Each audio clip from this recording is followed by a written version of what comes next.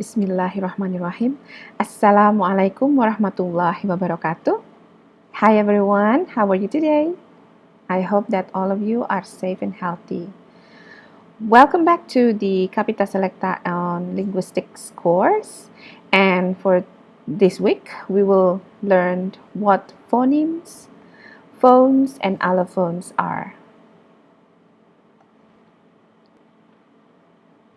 Okay, first of all, let's take a look at what phonemes are.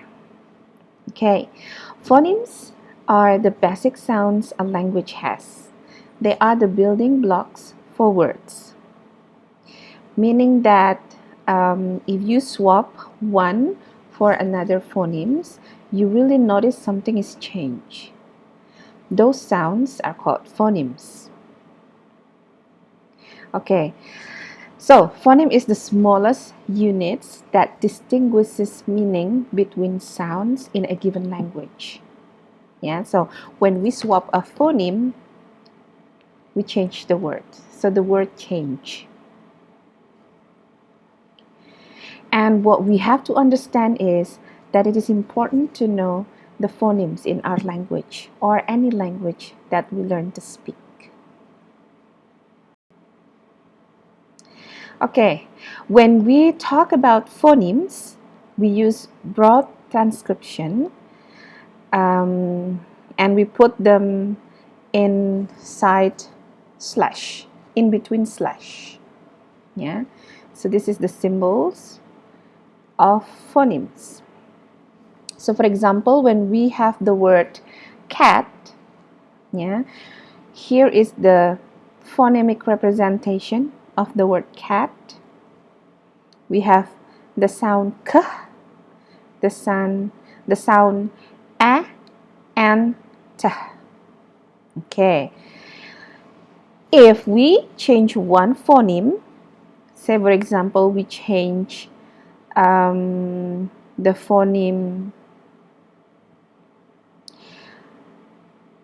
ta into pa, then it becomes a different word. So we can say that in English, ta and pa are two different phonemes. Okay, so phonemes are what we use to build words, and if we change a phoneme, we will get a different word. Yeah, for example, the sound t and p in cat and cap. Okay.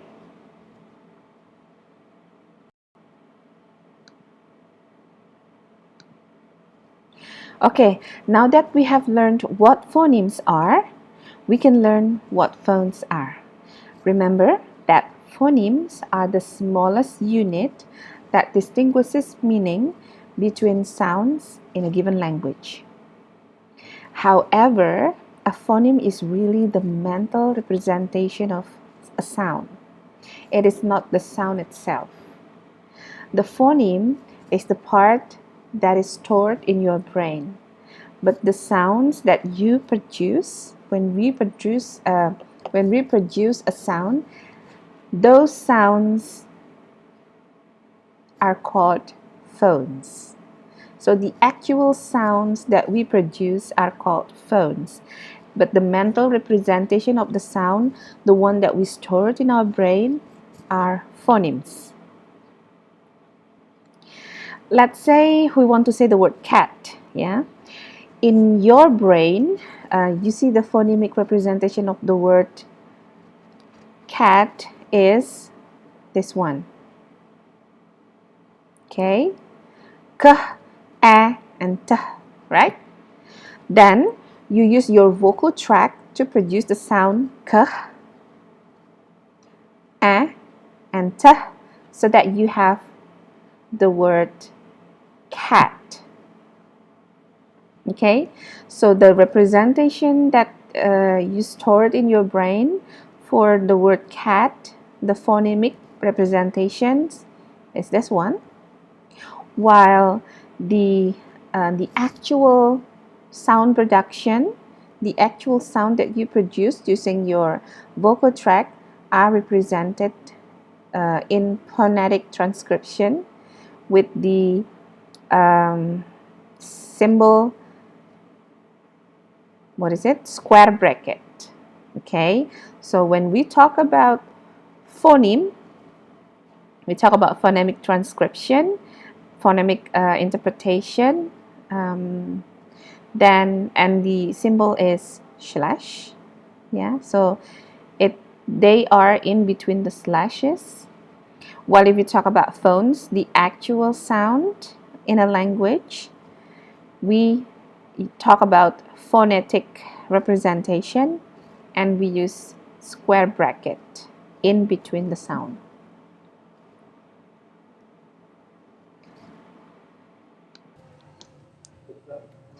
Alright, we already know that phonemes are the mental representation of how a word sounds, while phones are the actual sounds themselves. If we take the example above, the word cat can be written in the phonemic transcription as this one. And the word cat can be written, which we call, this one, we call as broad transcription. And phonetic representation as this one, which we call narrow transcription. And what are the differences between these two transcriptions? By looking at the broad transcription, we know how to pronounce the word. It means that by seeing this transcription, I know how to pronounce the word. I can pronounce the word. You can pronounce the word, and other non-native speakers of English can also pronounce the word by looking at the transcription. However, what if you wanted more information on how that word is pronounced, or how that the sound k is pronounced? Narrow transcriptions can help us.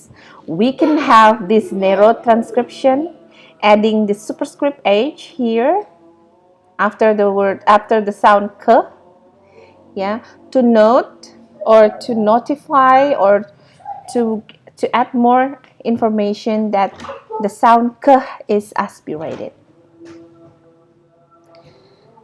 The question is, why not having the superscript h in the broad transcription?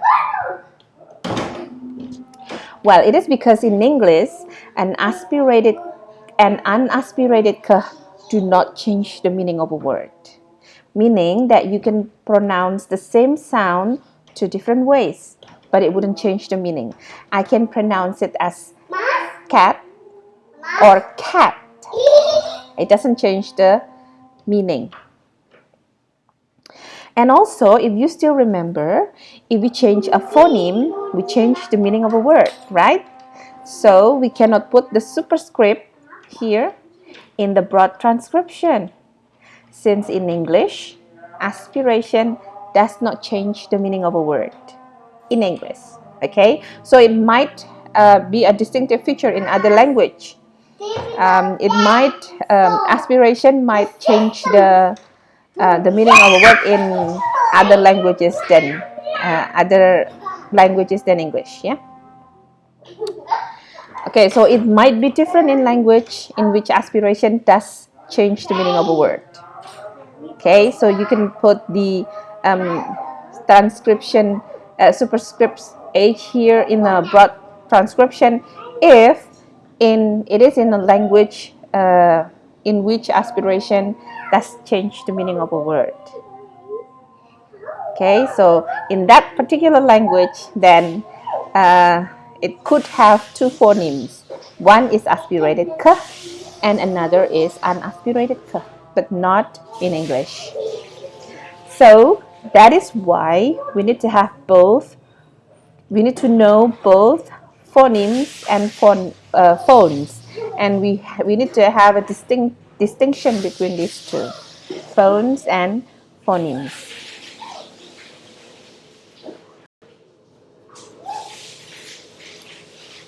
Okay, now let's move on to allophones.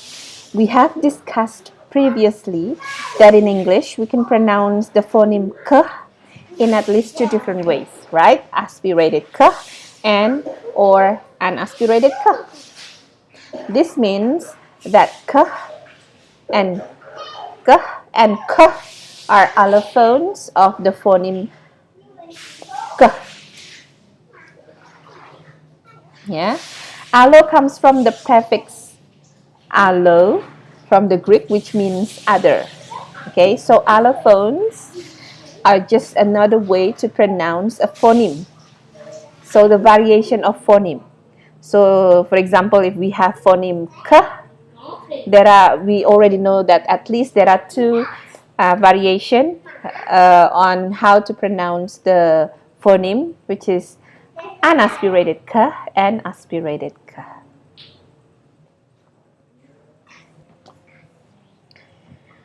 Okay, let's take a look at another example. The word water. How do you pronounce this word? Have you ever heard American pronouncing this word? Okay, you might take a look at the some example of how the American people pronounce this word in English if you want to. Yeah, and see how it is different from what you think you will hear when you hear the American pronouncing this word. All right. American don't usually pronounce a t sound. Yeah. They pronouncing it as in between t and d. And this is what is called a flap. And this is the symbol. So instead of hearing the word water, yeah, you might probably hear water. Water. They pronounce it as water instead of water. Okay, and that sound is called a flap, and this is the symbol. So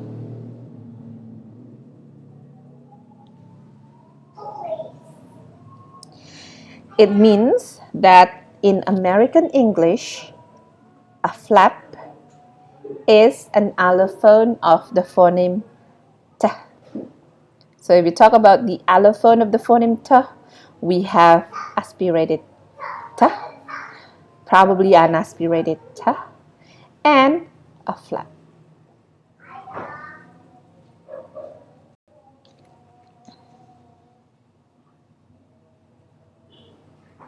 Let's take a look at more pronunciation of the phoneme t. Okay, previously, on the previous slide, we already learned that American pronounce t in the word water as a flap. And they do have the aspirated t, right? As in the word tap, tap. And they also have unaspirated t, as in the word pat. So, we know at least three allophones of the phoneme t, which is unaspirated t, aspirated t, and a flap.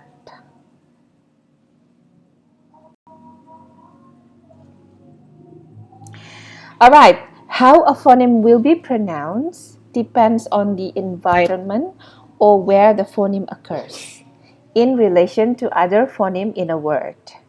For example, the phoneme t here, when it is at the beginning of the word, yeah, usually it is pronounced as aspirated t, as in tap, take, tack, tang, and etc. And at the end of a word, usually it is unaspirated t, as in pat, cat. And in the words like eating, little, letter, if you realize, then it is pronounced as a flap. Well, this is not in